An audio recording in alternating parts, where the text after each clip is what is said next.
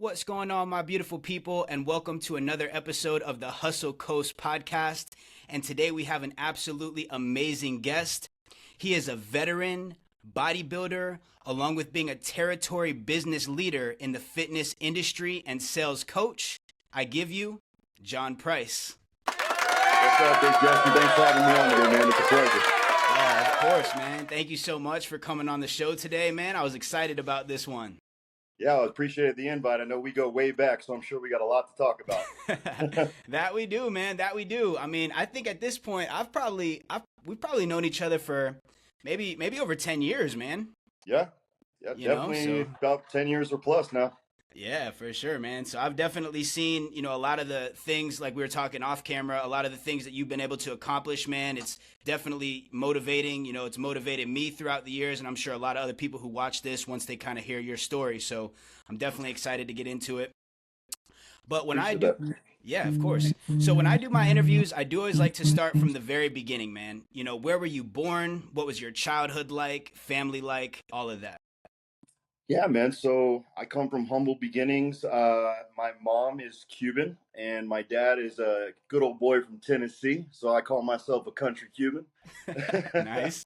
But I grew up right here in Tampa, Florida. Um, Went to a Christian school actually growing up. Big, strong foundation in my faith. And then, going up in Sickles High School, Land O'Lakes High School, but pretty much stayed local my entire life until I went to the military. Oh, nice, man. Nice. Absolutely. Yeah. And on this podcast, I feel like I've actually met now a good amount of people, but you don't meet too many people who are like born and raised in the Tampa area. I feel like there's a select few of us. So I definitely can appreciate a good old Tampa boy, man. It's funny, me and my fiance get told that all the time. We're Tampa natives, born and raised here. And every time you say you're from Tampa or from Florida, like, people are actually born here? You guys are from Yeah. here? I was like, I know everybody from Florida seems to move out, and everybody that's out wants to come in, right? So, Yeah, exactly. Exactly. They call us pirates, man. I mean, when you got this beautiful sunshine and 2 weeks of winter every year, I don't really know why you'd want to Oh, true that, man. True that. I hear you. All right. So obviously, you're born in Tampa. Growing up, did you have siblings? Were you an only child? Yeah, so my parents had me. I like to call myself the original. Okay. But of course, like most families do, they split apart. And my dad actually has, I have two brothers and a sister from my dad's side. And then I also have two sisters from my mom's side. So I'm actually the oldest of five. Oh, wow, man. Okay. Yeah. That's awesome. Do you feel like that kind of shaped, like being the big brother, like that kind of shaped your personality a little bit too, like looking out for your younger siblings more? I mean, absolutely. And I still carry that today with anyone that I'm friends with or family with. Like, I always looked out for my brothers and sisters. I always try to set an example. For those of you who are the oldest, it's a lot of pressure. And of course, we always get the blunt of it from the parents. The secondaries always get it the easiest because they've been through it already. But Right. no, I was always a big brother, always had my family's back, always was there for them. I tried to be a parent probably at a young age, but, I always cared for them and looked out for them. Anyone who went to school with my brothers and sisters, no, you just don't mess with Yeah. them. Yeah, for sure, man. That's awesome. That's awesome. Okay, and then so I know that you said, of course, again, going back to you grew up in Tampa. So like what kind of kid were you? Were you a sports kid from a young age? Were you into, video games or football, or were you into working out at a young age or So, man, I got to be honest with you. I kind of, at my age, my dad, I lived with my father most of my life after they split. And, I started at sports probably around the age of 5. Okay. I played for the Land O'Lakes Gators. I was a running back at the age of 5, and I took that all the way through semi-pro later on. But Oh yeah, I wow. started off, and it was kind of my mom and dad's way to drop me off and meet up. I did mixed martial arts at a very young age, so I did karate, taekwondo, Muay Thai, Brazilian, a lot of things at a young age just for extracurriculars. But that's typically, which was really good for me, by the way. But that's really how drop off was, and that's where I get my competitiveness. I mean, I think I'm the most competitive person I've ever met in my life still today. I just love I love competition. I love pushing yourself to your max and your limits and seeing how far you can take it. I tend to take it a little too far, but but Yeah. sports was always my thing, man. I always did sports, competitive fighting. But really, football was my passion. I mean, at a young age, I really wanted to go to the NFL. I was super fast. Was in track, went to states for track. Oh wow. But yeah, I carried that all the way up until high school, and then unfortunately the dream did not happen. Mm. Okay. Yeah, Did so you still play in high school? I did play in high school. Yeah, I actually played at Sickles High School, and I started varsity my freshman year. So I was a Oh little wow. guy in high school. I mean, I was 175 pounds soaking wet, so I was getting rocked. Luckily, I Yeah. was fast, but Right. no, going up in high school, then I got recruited to Land O'Lakes to play with Drew Weatherford, who became the first string quarterback for Florida State. So Oh wow. I sent him some highlight reels, went and played there for a year. Drew got, of course, taken out, which was really, really cool to be around all those scouts. You got Right. to really feel like it was one of those football high school movies from back in the day, like Varsity Blues or something. I Right. mean, Florida, Georgia, Florida State, everyone was always at your combine. So it was really, really cool to be a part of that. And then I got to be honest, I got a lot of scholarships, but they were out of state. Mm. And I was a punk when I was a kid. I got into a lot of trouble. I thought my crap didn't stink. I had a little bit too much of an ego. So I was like, man, I'm going to get on Florida or Florida State and stay somewhere local. And of course, those letters never came. So I was a little bit of a procrastinator. And then as things happen after high school, life hit. Right. Right. Yeah, no, for sure, man. But that's awesome. Do you feel like were your parents competitive as well? Like did you see that or you just had it like in you? Obviously you started sports at a young age. Did you have that competitiveness like exemplified or did you just have that inside you? Think it was inside me, but man, my dad was a pretty famous musician in Oh, Florida. wow. Yeah, he was in a band called Stranger, and Mm. my dad passed many years ago now. But man, Oh, still sorry to hear. today, the Facebook page, all of these fans are still live and active every single day, and we're talking about the band being over for almost 30 years now. So Wow. it was a Florida Southern rock band. They used to perform at Livestock every year, which is Florida's Woodstock. Right. They were on 98 Rock.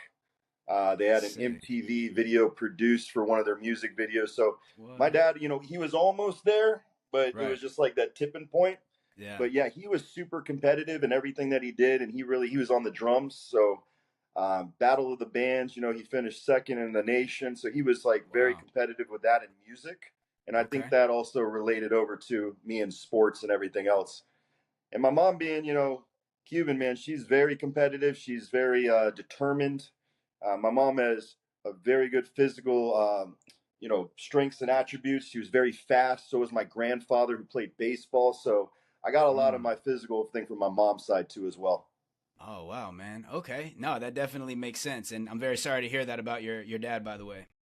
Oh no, man. But He's, as you know, he's in a better place.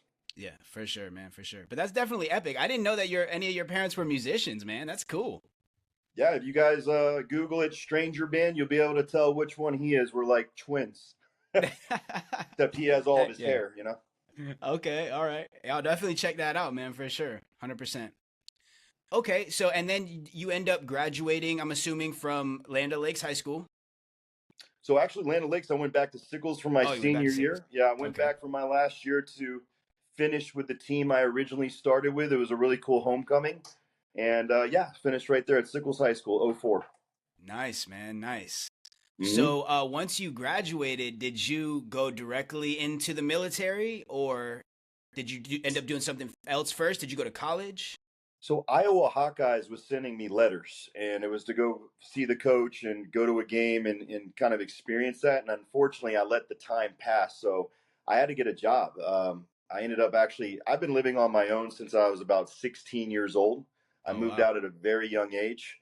I made my way around from family and friends' houses, and I actually graduated high school with honors. I actually made it through. But Sick. at that point, I got a really crappy apartment, affording what I could. I was a personal trainer. I was a personal trainer at a very young age. Nice. And I remember I was doing construction work. I was doing residential curving out in the hot Florida sun for 12 hours a day. Whew. And I was shoveling concrete for 12 hours a day, man. And I think of it back then, it was like 10 to 12 bucks an hour. Right. So got to learn what hard work really meant and, never want to do that again. But yeah, after about 2 years of that, that's when it was like, man, I'm working two or three jobs. I remember sitting down one day and actually getting on my hands and knees in my apartment building and crying because it was like I couldn't pay my bills. I remember it was ramen noodles and hot dogs, the struggle bus times. Oh And yeah. it kind of got to me, and I was like, man, I got to make a plan. And that was the last advice my dad gave me back then was, hey, join the military. Just it's a choice you got, but be a patriot, serve your country, chin up, chest out. And I did it, man. It was the scariest decision I ever made as a young man. And it took a lot of independence because that was the one thing. Remember, I told you I didn't want to leave Florida. Right. If I would have known at 18, I would have been traveled and deployed all over the world. I guess that Iowa Hawkeye scholarship wasn't such a big deal. Right. In hindsight. But yeah, at 20 years old, I enlisted in the U.S. Navy. So that's how my military career started. Awesome, man. We definitely thank you for your service. Oh, thank you. It was definitely some of the best years of my life. Yeah, for sure, man. What so you go into the Navy. Did you have a specific job that you were already set to do, or do you go through boot camp first before you get a job, or how does that work?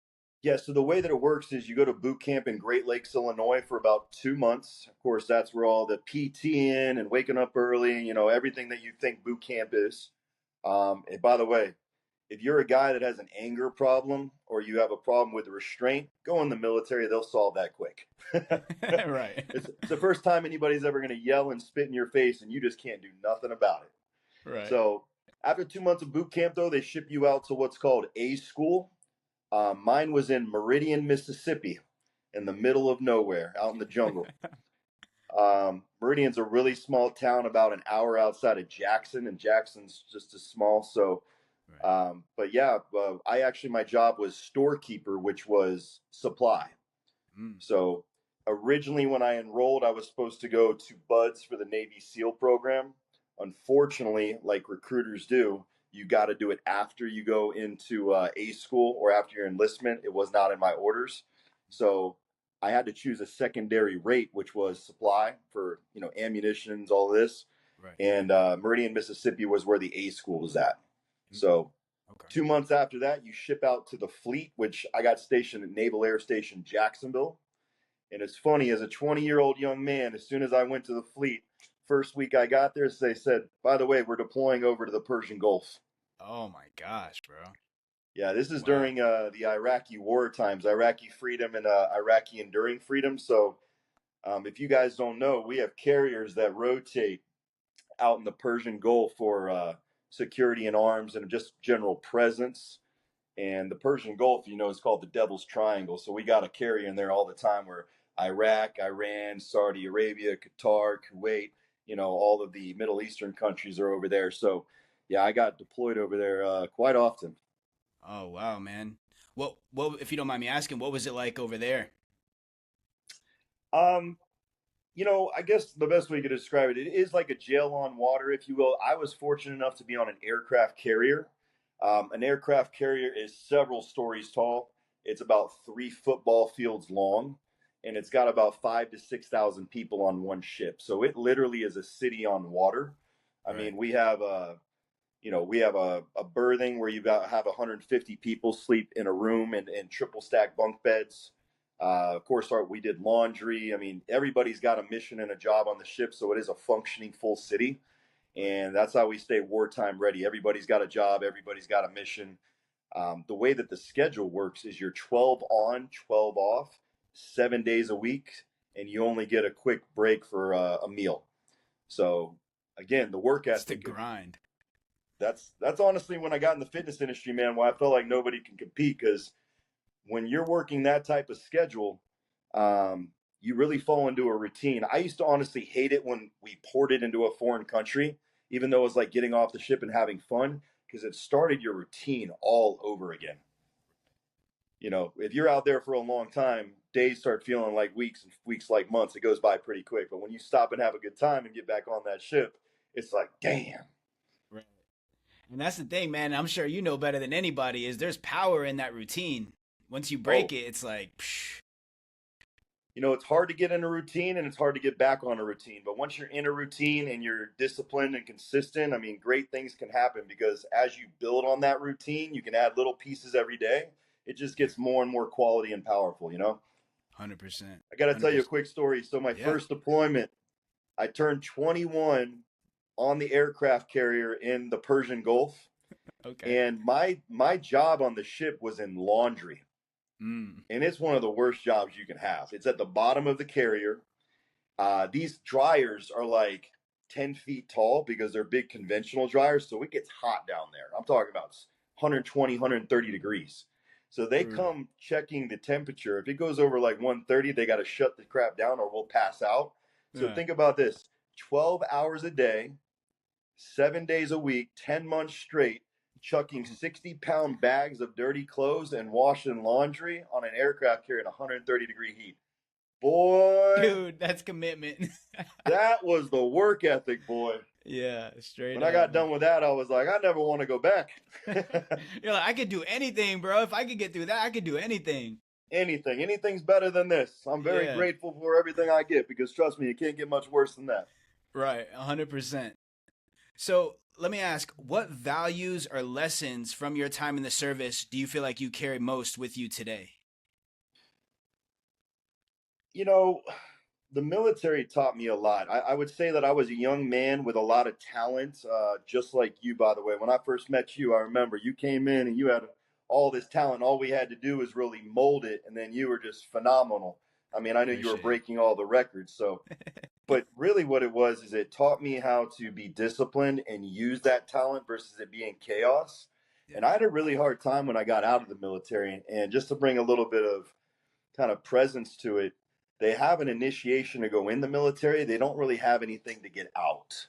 Mm. You know, they got boot camp, which trains your mind to go in for what you're going to do, but there's no really relief program when you get out. I would say it took me about the same amount of time that I was in, about 6 years, before I started kind of calming down and feeling normal again, even with the little things, because it's like an OCD factor of like when you wake up late in the morning, you feel like you're going to get in trouble and go to the brig or something. So alarm clocks missed, like you really have almost like an anxiety attack, if you will. Yeah. But I would say the thing I learned the most is the mindset, the discipline, the power of a routine. As I talk to military guys now and I mentor them as they get out, the number one thing I hear is how frustrated they are at times to work with civilians again. And I think the reason is everything's so serious in the military because it's life or death. Even the smallest job, they're really putting 100% attention to detail in. And then when you're around people that maybe don't care about their job or their employer showing up late and all this, it's super frustrating. So just being able to understand that and kind of come back was very helpful for me to also help others that they got out to as well. Yeah, no, 100%, man. That's great to hear. And I was actually just talking to my brother about this the other day because he's also, he was in the military, he was in the army side. Thank But, you for your service. yeah, 100%. Shout out. But we were just kind of talking too about like how facing your mortality can kind of shake you or change you. You know what I'm saying? Whether that be from a military standpoint, which is obviously how he related to it, or even a medical standpoint or something crazy happening in your life. Like once you have to like come to in your mind, and that's why I know military people could definitely, understand this, like the real true possibility of like no longer being here on this world, like it definitely changes your perspective. And I'm sure for some people, it could do different things, but I definitely think there's a sense of gratitude as well. Probably once you came home, even through all the other stuff, like, thank you for allowing me to be here and be alive still. You know, I tell a lot of these young men today, especially with what we see going on the news and the media and all this, and I just to be frank, my opinion on it is it's all crazy. I don't know how we got here in a lot of places, but you can't talk about something you've never experienced before. Right. And I hate it when Americans or we shame our country and all of this because it's like if you've never been to a country where you don't have freedom, how can you appreciate what you do have? Because you're kind of privileged in a sense where you were born into it. And there are people who have died and fought for it and wars that have happened to where we are in the position we're in. I mean, but hey, last time I checked, everybody else is trying to come here. We're not trying to go there. Right. And when they come here, they might want to bash us here, but I don't see them wanting to go back wherever they were from. Right. So there's a lot of power in that, man. And we have the power and freedoms of a lot of things that they just don't have in other countries, specifically in the Middle East countries. I've been to Dubai, I would say about 7 times. Oh wow. And Dubai, even though, in my opinion, it's a very, very nice city and it's very up and coming, it's a very safe city. their laws and rules are very, very strict and tight. Females, for instance, don't really have the freedom or the respect that they get here, and some of the privileges. So when I Right. see that, it's not good. And I think that we're very fortunate to have the freedoms and liberties we have here, and especially the freedom of speech, to Right. be able to say what we feel and be able to express ourselves to people and not get in trouble or in prison for it. Yeah. That's huge because that gives us the power to change. Yeah. No, 100%, man. Couldn't agree more. Couldn't And agree last thing more. I'll just say on that, because your brother mentioned it too, it's like we're not promised tomorrow, and life is so precious. We'll mention my father again. He passed in 2013. We had no warning signs that his liver was bad at the time, and it happened so brief and so sudden. It's like when you lose a parent. And by the way, for everyone out there, make sure you call your parents and tell them you love them and you miss them, because trust me, when they're gone, you do feel a little left alone on this planet, right? They're the ones who brought you into this world. But it really makes you realize that life is precious, and at any moment it can be done. Yeah. So I've always lived my life by this. And some people that work with me think I'm a little crazy because I got so much energy and I'm trying to put so much into a day, right? And they're like, dude, there's tomorrow. And I'll be like, how do you know? Right. Right. So it's almost like living every day at 100% because I don't want to wake up tomorrow with any regret. Yeah. No, 100%, man. 100%. I definitely couldn't agree more. So that is big facts right there. So you go in the military. You said you did 6 years in the military. Yeah, it was about 5.5. I was on med board I got really injured really bad. As I was classed up to go to Buds, I qualified all my pre-screening tests in about the top 5 percentile. That's where you do your push-ups, sit-ups, mile-and-a-half run, 500 yard swim, all this. And I actually went to go visit my father before I got shipped out to Coronado, where Navy SEAL School is, Buds training. And on the way back to Naval Air Station Jacksonville, I was in bumper to bumper traffic on I-75. And there was like a little overpass to where you couldn't really see over. And some kids were talking on a cell phone and hit me about 55 miles an hour in the back of my Mustang at the time. So I was medically discharged under honorable conditions because I had about 5 to 6 herniated and ruptured discs in my lower lumbar. Which, by the way, I still feel today, and it's never going to go away. I never had surgery. I don't want to get that done, and I didn't get any shots because it dissipates muscle tissue. So I'm trying to do it the all natural, holistic way, which has worked for me so far. But yeah, man, that's something I'm going to feel forever. For sure, man. That's brutal. But that's what happened with the medical discharge at the time, and I got out around 2011. That's the time I got out. Okay, nice. And so you said, like, was it toward the end of being in the military or in the beginning that you really started getting into pumping iron and working out? Oh, I've been doing that since I was a kid, man. Okay. Okay. I remember football. I mean, like I said, I was the skinny guy, so I tried to put on muscle at a young age. I would say in middle school, I had a dumbbell in my bedroom, and I started doing curls and behind the neck extensions and push ups and just the basics. Yeah. But always in athletics, I was always sprinting, always doing stuff with sports, explosive stuff. But the weights came, I would say, probably around 14, 15. And Nice. then in the military, yes, I started powerlifting, and I had some really, really good powerlifting coaches and buddies that like to lift heavy.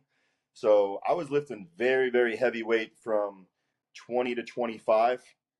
I also Nice. played for the Navy rugby team. So when we went on deployment, my first deployment, we played the British team in Dubai.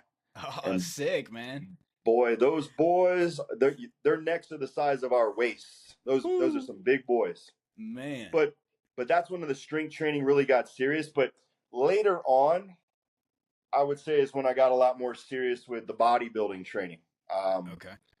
I always just gripped it and ripped it, as we all do. So I just pick up heavy stuff. I pick up weights, I put them down. Yeah, yeah. But later on, I really wanted to understand more of the science, how to really create hypertrophy, how to create the growth stimulus in the muscle. I got certified in nutrition because I really wanted to understand, because not a lot of people know about that factor. And 80% of building muscle and losing body fat is strictly nutrition. So when I really got deep into that stuff is when I started seeing really amazing results. Nice. Yeah, and I was going through your page and I saw something of Titan Medical Center. So I definitely wanted to ask about that and exactly what that is. I see you with this shirt, man. So if you could I tell love us a this. little I bit. love this Titan Medical jersey, by the way. This is the navy, the baby blue one. I love this shirt. I get every time I go out, I get a comment about this one. That's sick, man. That's sick. So what exactly is Titan Medical Center? So Titan Medical Center is owned by John and Charisse Tesoris. They're amazing friends and amazing people. I've known Charisse since high school. So she later on met John, got married. We reconnected later in life. And I remember when they were starting Titan Medical, I was trying to help them out with promotions, and they actually got into the gyms. And I don't know if you remember our members appreciation parties. Yep, They yep. started setting up booths. And what Titan Medical Center is, it's a hormone replacement therapy clinic. They Mm, also do medical weight loss. They do blood work and blood tests. They also do peptides, healing peptides like BPC 157, TB 500. You probably heard of all of these. yep. They offer all sorts of amazing therapies and treatments. Oh, that's awesome, man. How long have you been with them? So what happened was, is I was starting to get sponsored through like physique modeling and fitness, Yeah. and I was sponsored by a other hormone replacement clinic, and the services, no names, but it just wasn't very good. The time of getting your stuff was just taking way too long to get your therapies. I just wasn't feeling good. It was throwing me off. So I talked to John and Sharice one day, and they said, "Man, you got to come to the Titan family. You gotta come be with us." So I've been an affiliate or sponsored athlete now. I would say going on probably 8 to 10 years now. Oh, wow. Yeah, so it's an amazing partnership and relationship. I love promoting everything that I don't promote anything I don't believe in.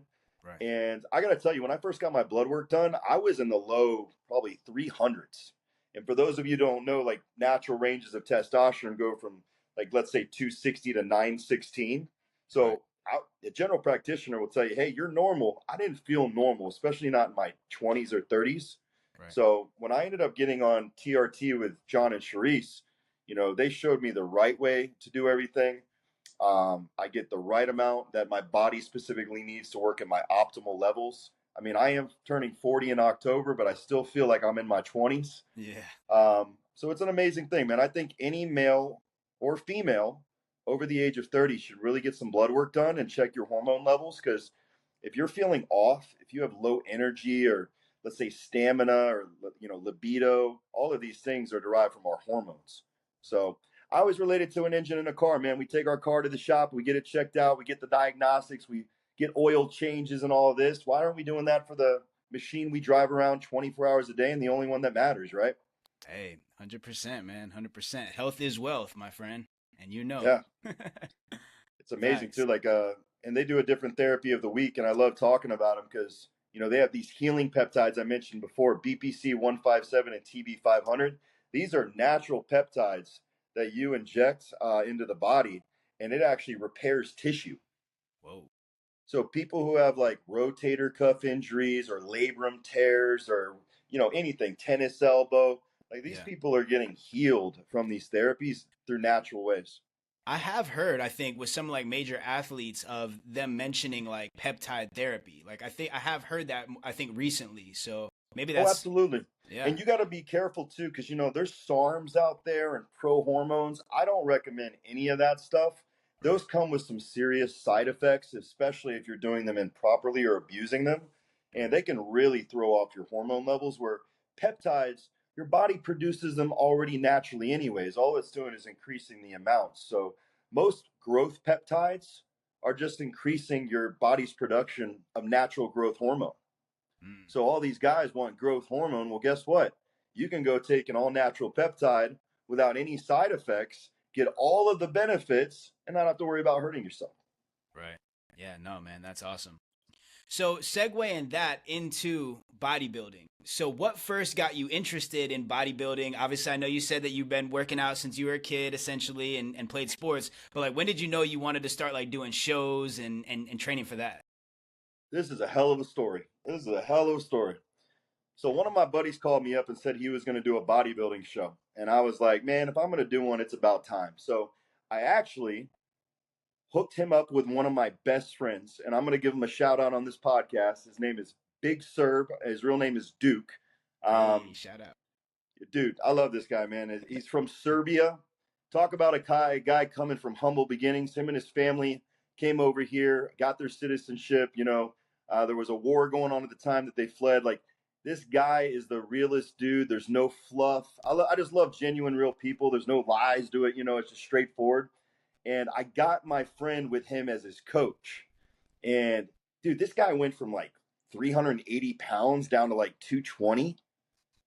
Like, Jeez, this guy, bro. by the way, this guy was an offensive lineman for me in high school. I never thought this guy was going to be on a bodybuilding stage. I mean, that was the impossible. Right. So the funny story is this. I had a coach who was actually an Olympian coach. I got connected with him through a mutual acquaintance, and I was like, man, I got an Olympian coach. This is going to be great. And don't get me wrong, this guy is an amazing person. We connected on all levels, but he has so many clients on a professional level. For my first show, I just don't feel like maybe he was able to give the time and attention that we needed. So it came down to this show, my first show day, and I actually didn't peak right, and I didn't make my weight. Oh. So I do classic physique. So it's based on height, and then there's a weight cap. I didn't know that when you deplete that you shrink. So when you lose body fat, the little fat in your feet and also your vertebrae, it shrinks down. So you usually lose like an inch of height. Oh my gosh, I didn't know that. Yeah, so I went in, I think like at 205 or something, and they're like, bro, you're supposed to be 199. So Dang, my bro. coach is in another state. I call him up and I'm like, oh crap, he ain't answering. So I had nothing to do but to call Duke. I called Duke up and I'm like, hey, bro, you're the only guy I know. What do I do? Duke talks like Arnold Schwarzenegger. He's like, you need to go to the parking garage and get in your car and sweat out all the water. So, dude, I go up to the top floor of a parking garage. I get in a car that's turned off. I start doing crunches in this car for like 45 minutes. I go back. I already had my spray tan on. I went back downstairs. I sweat the tan off. I stepped back on the scale and I made weight. Oh my gosh, dude. The tanning ladies were so mad with me. I go back up and they're like, what the hell did you do? And I'm like, can you please give me another coat? But hey, man, at least you made it. That was my first show, though, is the Tampa Pro 2023. And it was my first bodybuilding show ever. I got actually four pieces of hardware that show. First, second, third, and fourth. What? That's sick, man. Congrats. The first Yeah, one. so at that moment I knew Duke was gonna be my coach. And then, we've done several shows since then, but I'm riding it out with my boy. Nice, man. Nice. Heck yeah. So how has your training evolved over the years? Well, I'll tell you what, it's a lot smarter. I focus on the science of training now. I'm not a science-based lifter by any means, so I don't want to go into all that. But there is truth to the science, obviously. But just maintaining hypertrophy. I'll do 45 to 60-second sets with time under tension. And if you're doing a 3-second eccentric and a 1-second concentric, you're doing about 8 to 15 reps per set. And I really focused on doing 3 hard working sets in every exercise that I do. I'll do some feeler sets in the beginning to really, feel the muscle.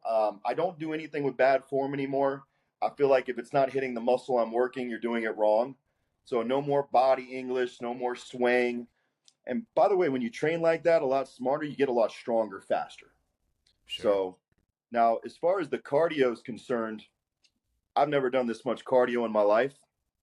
The last show that I did, we did 2 months of keto, which was just fish and asparagus for 2 months straight, 6 meals a day. I was doing an hour and a half of strength training every day, 2 hours of Stairmaster every day, and about 30 minutes to 45 minutes of sauna every day. That's gangster, bro. Yeah. That's brutal, man. If you go on my page, you'll see we did the St. Pete Pro last year. I got second. And then a week later, I was already nationally qualified. We went to Mr. Universe in Teaneck, New Jersey, which, by the way, that's the show I'm preparing for now in the next 3 weeks. And I got top 5 out of about, I want to say 400 competitors in the classic physique column. Yeah, we got down to 3% body fat. It was very difficult. So let me ask you this, and not to this might be kind of a random question, but what is your favorite day in the gym? What is your favorite body part to work out? Legs. Yeah, Yep. nice. It used to, and I got to tell you, I don't have genetics for legs. If you guys go look at my dad in that Stranger Band Google thing, he's wearing some short shorts in one of those videos. You'll see I do not have genes for legs, but it's something I always wanted to bring up my imperfections and my balance. So I've been hitting my legs 2 times a week now, I'd say for about 8 years solid. And it's now become my strongest muscle group. And I don't know. I just feel like legs really separate the warriors from the regulars, you know? Yeah, It's half the 100%. body in one day. Yeah, no, 100%, man. I definitely love doing legs as well. And you mentioned too when you were cutting, and even now, I'm sure you're probably doing a variation of this. But just for everybody watching, so let's say somebody maybe they're not necessarily competing, but maybe they're just looking to lose weight. Do you think that the eating 6 to 8 small meals a day that is their best approach to weight loss? I think the best approach is whatever you can maintain and be consistent with while maintaining a calorie deficit is the best choice. Now, I'll give you this is some quick hacks and cheat codes for everyone on the line. This is some great advice. If you want to lose weight fast, you got to understand that the body burns energy in 3 different phases. This is going to blow your mind right now, but the first 30 minutes that you work out, you're not burning body fat. Mm. People go to the gym and they get on the treadmill for 30 minutes and they leave. And I'm telling you, you didn't burn an ounce of fat. You burnt calories, but the calories that you burned was the lunch you ate before you went into the gym. Mm. The body is built to survive, so it's not going to use an internal energy source when it has an external source. So those carbohydrates that you ate, it's going to be glucose and sugar. It's going to burn through that first. The second half of your workout is when you do cardio, because that's when obviously we switch to the reserve tank after we burn the carbs. So always do your strength training first in the gym, followed by low intensity cardio in the second half. That's the way to work smarter, not harder. And if you want to lose weight quick, get up first thing in the morning, drink some water. If you want, you can put some salt or some minerals in there, but nothing but water, and then do some fasted cardio. You don't have carbohydrates in your system in the morning, so the fuel source is going to specifically be fat. So if you want to do cardio and know that you're actually burning the thing that you want to, you got to make sure you do fasted in the morning. But listen, I tell everyone, because I do this for a living, it's calories in, calories out. I don't care what fad diet you're on. I think intermittent fasting is a joke. If you're eating in 8 hours of a day, but you're eating 4,000 calories, I don't care who you are, you're still going to be heavy. It's just facts of life. It's a disciplinary method to stop eating people from eating so much, but that's just, proper preparation. So the best way to lose weight is you got to be in a calorie deficit. And if, for those who don't know, the more muscle you have, the higher your metabolism is. So it makes it easier for you to be in a deficit. So strength training, prioritize that. It's going to be the permanent change for your body. Get your nutrition in track, calculate your basal metabolic rate, make sure you know how many active calories you're burning, and try to be in a 500 calorie deficit, and you'll have no problem losing weight. That's some good advice right there, man. And you're right, because I do think about the times where, like right now, I'm having to work out in the evening, you know what I mean? As opposed to the morning workouts is what I used to do. And I definitely found that doing those workouts in the morning, because I would go on an empty stomach. I don't need to eat before I go to the gym, you know what I'm saying? And and I found that I was definitely cutting a little bit more weight, it seemed like, faster when I was working out in the morning.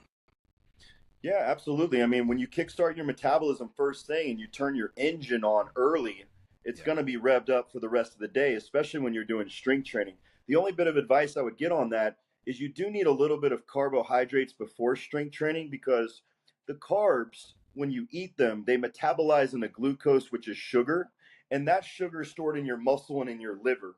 So when you're doing strength training and you're putting your muscle under tension, that glucose is actually what sends the blood to the muscle and gives you a really good pump, and that's what creates the micro tears. And then the Yeah. rebuilding process also after, you need carbs too to start the recovery process. So if you're going to prioritize carbs throughout the day, for everyone out there, make sure you're having carbs before your workout and after your workout, But I know what you mean, Jesse, bro. I used to train on an empty stomach in the morning, especially in the military. I got my best runs in that way. Yeah. Plus, I hate that feeling when you got food in your stomach and you feel like you're gonna, Yeah. upchuck. Yep. But unfortunately, like if we want the best workouts in strength training, we definitely need some carbs, and you definitely got to get some protein right after in that anabolic window to start the recovery process. For sure. 100%. That's great advice. So I met you years ago in the fitness industry. You're obviously still in the fitness industry, but way past where we were when we met.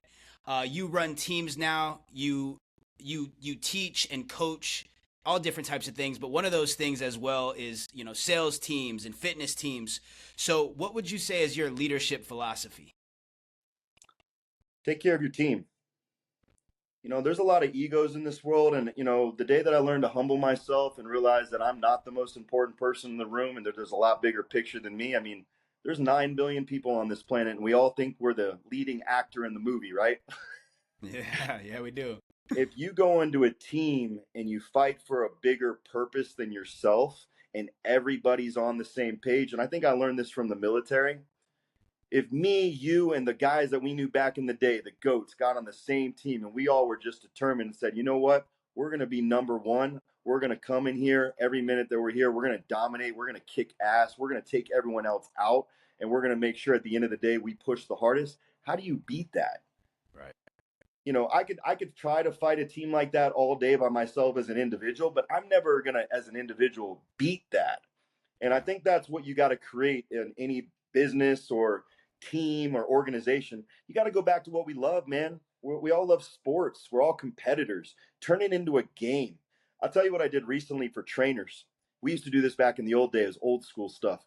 But every quarter of the year, for every 3 months, the trainers that are the top producers, the trainers that, get a client to go from 1 time a week to 3 because they love the training so much, or the people that motivate others to want to start training because they see how they train others and the results that they get, and they're loud and proud and they just have that presence. The people that produce the most, I take them to a champions dinner, and anytime they produce something, I one up them. So I like to reward the hardest working man or woman on the team. If you don't work, you don't get fed. That's just the mentality I come with. There's some people on the team that they haven't had a new client in 6 or 7 months. There's people that have 6 or 7 new clients in the past week. So I just really think you got to create that culture, that the excuses got to go, the complacency, the I'm satisfied, because every day we come to work or we're living life, man, we got to get 1% better and we got to improve, because this is a game of levels and there's frequencies to this shit. When you think you're at the top, you're not. That you just got into a whole other chapter where there's a whole different league of players, and then you got to level up more. 100%, man. And I think that culture too, from where I also come from, being that I was also raised in that, it's like, dude, in my opinion, in my thought process, in any sales job or just any incentive based job or business, you're right. The top producers deserve special treatment. You know what I'm saying? And I do the same thing, with the top producers of what I'm doing. Like, you get to walk around a little different than everybody else does because you're grinding. You earned it. You know what I mean? So I love that, bro. And I couldn't agree more. And one thing that Yeah. really, I'm sorry, I didn't mean to cut you off. No, go ahead. I think about this too. Like, if I worked at a grocery store with you, right, and we were working a 9 to 5 and we were hourly, and let's say that you were the best employee at the store. You gave customer service to everyone that walked in. You were that light of sunshine, right? Everyone loved Jesse when it came in. And I was like half-assing it, right? Like I wasn't stocking the shelves. You were kind of doing my work for me, over me, right? Yeah. Why are we getting paid the same? Right. That's the kind of stuff that the reason I like production-based businesses is I like the hardest worker Yeah. to earn the most. And also, if you put more in, you should get more out. You know what I mean? Yeah. Yeah. No, 100%. Couldn't agree more. Let me ask this: when you're looking to hire somebody, what are the biggest qualities that you look for? Like, do you look for just like somebody who's hungry? Do you look for somebody who's talented? Being in sales for so long and in leadership positions, I like to think that I read people for a living. And I got the opportunity to meet so many different kinds of people. And you know this, Jesse, when you have so many different conversations with people, but it's based on the same structure. You already know the outcome when they say certain things or do certain things. So I'm a really different type of interview taker. I don't ask conventional questions. When I sit people down, I have a conversation. Right. Because in sales, if I can't stand a conversation with you for 5 minutes when you're putting on your best performance in an interview, that means that the customers are probably going to get that same experience, right? Right. And then also, I look at little things because I was raised very old school. I think old school is still the best school. Did you show up early to the interview? Were you on time? What was your attire? Did you care enough to dress up, or did you come in beach clothes?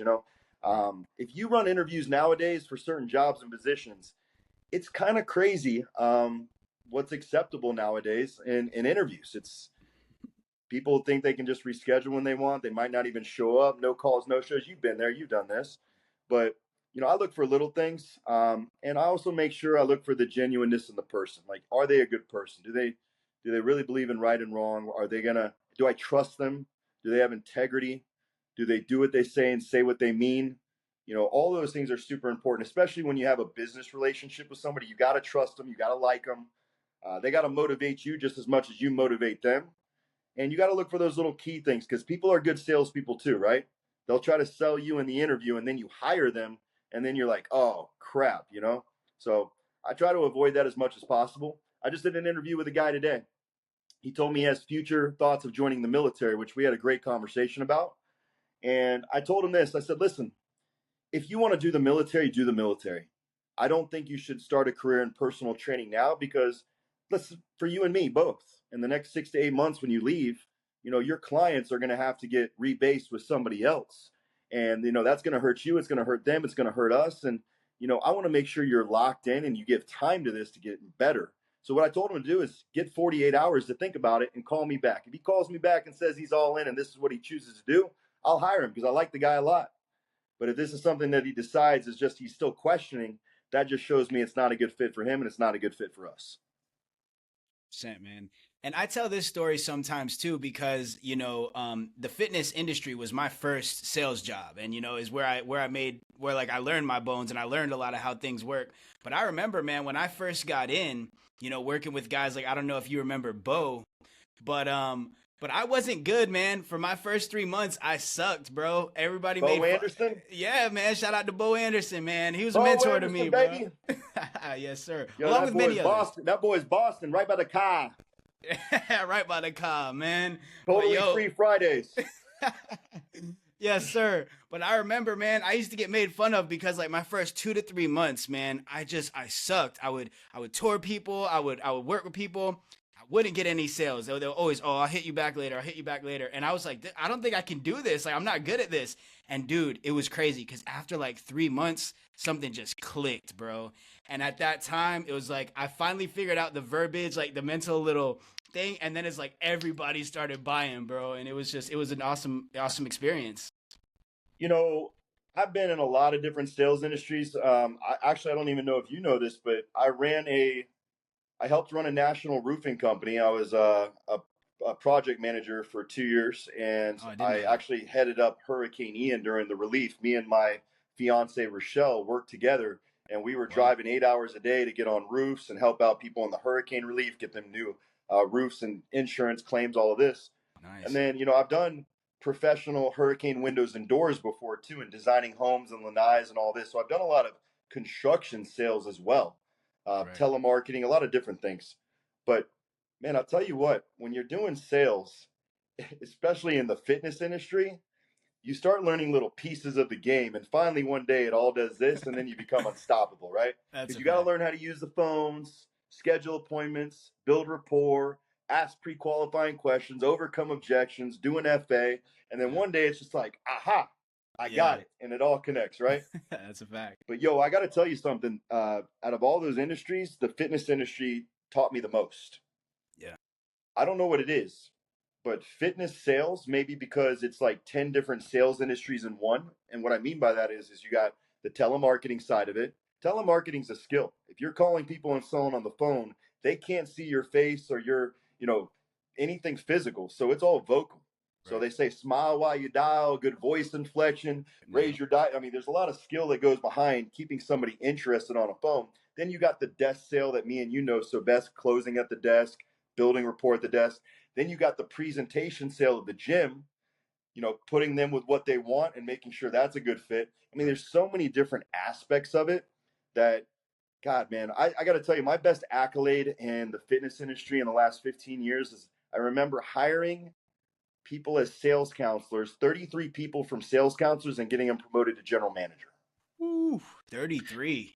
That's the thing. I've done a lot in the fitness industry, but that was the thing I was most proud of because I got to watch guys and gals come in struggling, some very, very poor off, and then teaching them the skill sets and going on to making six figures. Yeah. And then a lot of those people that I'm still very much so friends with today, they went off into other industries and are killing it. I mean, I'm talking about cybersecurity, real estate, freaking health, insurance. Like, if you know sales in anything because there's a structure to it. Right. And man, it was such a good feeling to be able to teach them that and then go on and provide for their families and themselves and do big things. Yeah, no, 100%, man. Could not agree more.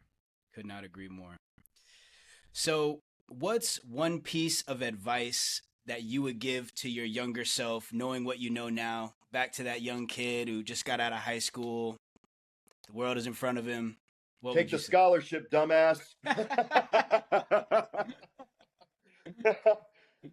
I'm just kidding. I look back on everything, and then as you get older, man, like I said, you realize everything happened exactly as it should have. Because when you make those mistakes, you learn the lessons, and if you're smart, you'll change. So it could have been a lot easier for me. I think hindsight's 2020. We could all look back and say, "Hey, I should have done this. I should have done that." But everything happened just as it should, and I'm so happy with how it happened today. I wouldn't change a thing. But if I had to look back at my younger self, I would just tell him, and I tell a lot of you, just relax. Everything's gonna be okay. It only seems big in the moment. I mean, if I told you some personal struggles I've gone through the years, when I'm talking about you feel like you're on the ground and somebody's got their foot on your back and you just can't get up, you're always going to get up. It's going to be okay. So, anxiety, depression, stress, don't put that on yourself. Just think about the next step. Stay positive. Always have a positive, powerful mindset, and everything will be fine. Turn the negative into positive and keep chucking. I know it's hard to say when you're in the moment. I know it is. But I promise you, tomorrow is going to feel better. I love that, man. That's great. And that positivity, it really does. It changes so much because even when you do find yourself being negative, if you can just try to replace that negative thought with a positive thought and just keep doing that time after time, eventually it might be able to become a habit and you can put yourself in a way better spot. Well, man, everything we do in life is perception and mindset. Like how you look at things is how you determine them. So, like, if you look at your life as positive and, hey, this is great, I'm grateful for what I have. And then you could go the other way and say, man, I'm depressed. I could have more. I should be somewhere else. I should be at a different place in my life. Like, it's two different ways of looking at things. And one's got a positive outcome and one's not going anywhere. Right, for sure. 100%. So let me ask you this. What legacy do you hope to leave behind? So at this point, I have three beautiful kids. I'm engaged to the love of my life. Hey, I'm congrats. very, very happy. I would say that my legacy is, when my time comes, I want my kids to learn these lessons from me. I want them to be experienced and wise enough to know that their dad loves them when I'm gone and to carry it on. My dad was very big about legacy in our family name, and I think every family should have that pride in their family name and carry on because it's your lineage and it can go on as long as you carry it. And I think you should be proud of that. I think you should be proud of where you come from. I think you should be proud of what your parents did to get you there. And, we've heard of transgenerational pass down. And I think this is what a lot of us need to break through. And for those of you who haven't reached that point yet, it's like what your parents went through, they're going to pass to you. And if you don't identify it, you're going to pass to your kids. So I'm very happy about one thing in the legacy is anything that was passed to me that could have been toxic for my children. I feel like we've done the work and we're able to turn those into a positive as well.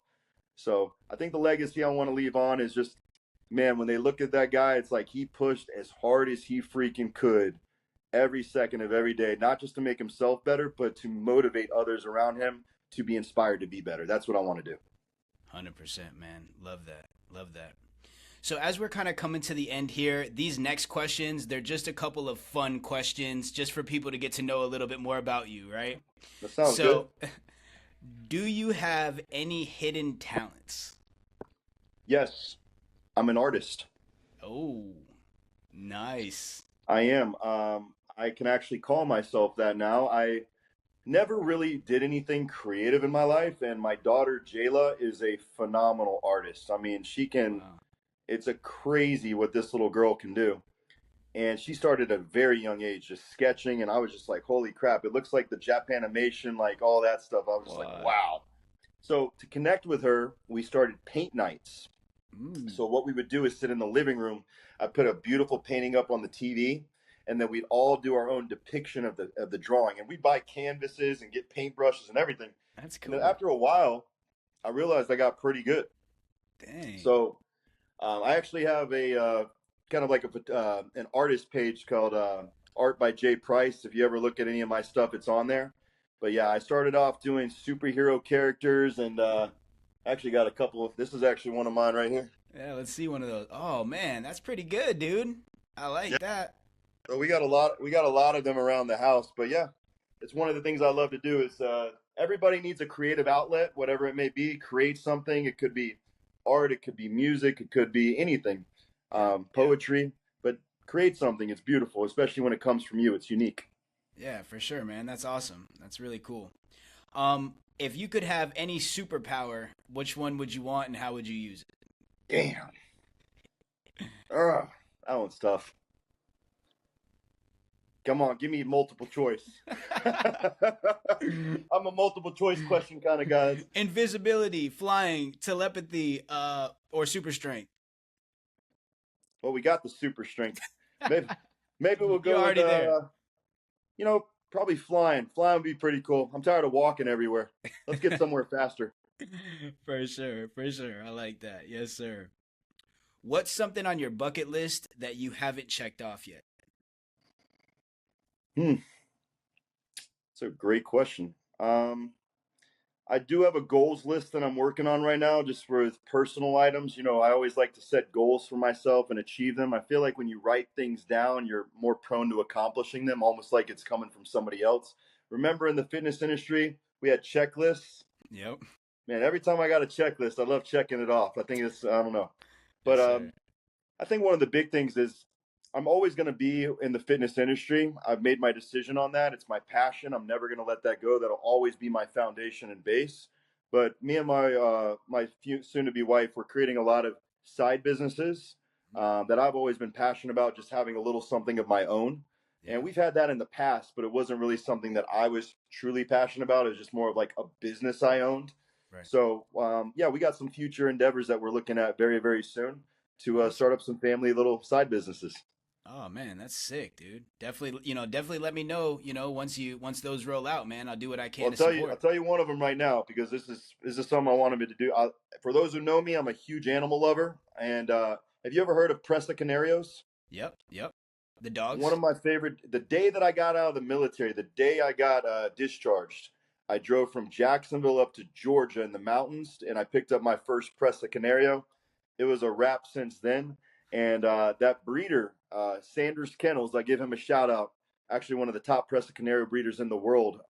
Shaquille O'Neal, Hank Aaron, Dwight Howard, shoot, John Bones Jones, all have bought dogs from this guy. We're going to be working together soon, Oh and wow. I want to start my own side of the business where we're going to actually breed some beautiful purebred Presa Canarios. Dude, that's pretty sick, man. Congrats on that. That's Tell, huge. tell you what, if you want a family dog that's super smart and's got great temperament and just I've never seen a dog have that kind of awareness when they're around people. They just kind of know. Yeah. Like if somebody's coming at you, they're gonna know. But if somebody's cool, they're gonna know. It's pretty interesting. But great dogs. Yeah. No, man, that's awesome. I've always heard good things about those types of dogs. For sure. What is your favorite movie or TV show?